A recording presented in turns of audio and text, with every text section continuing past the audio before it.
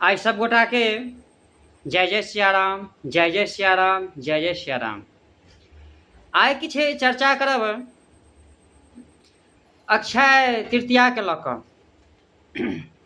अक्षय तृतीया छै 20/4/2026 बैसाख मास शुक्ल पक्ष तृतीया तिथि।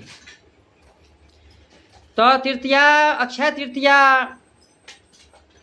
सुनलहुँ जे 1900 के छै, और हम जे बता रहल छी, कहि रहल छी पत्रा के अनुसार, पंचांग के अनुसार जे 20 के नाम देल गेल छै।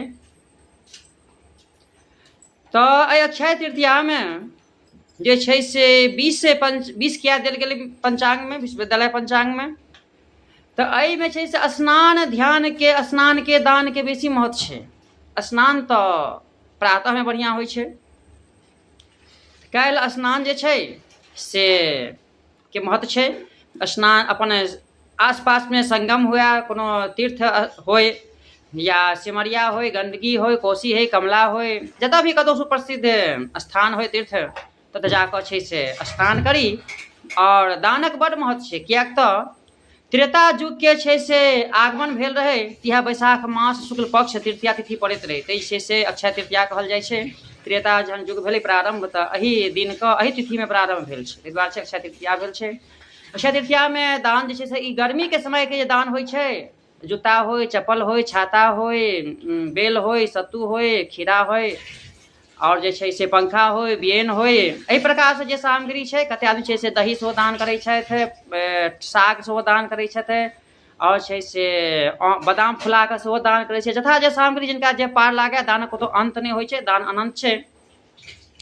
तो कोलका दिन में छै से 10:45 तक अति उत्तम समय छै।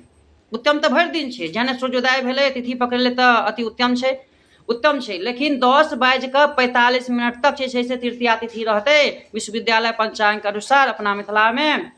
और छै से ओहि हिसाब से ओहि समय के अंदर में जी काज कऽ ली, स्नान दान कऽ ली तऽ अति उत्तम रहै छै। और काल्हि छै से परशुराम जयंती सेहो छनि, अक्षय तृतीया सेहो छै।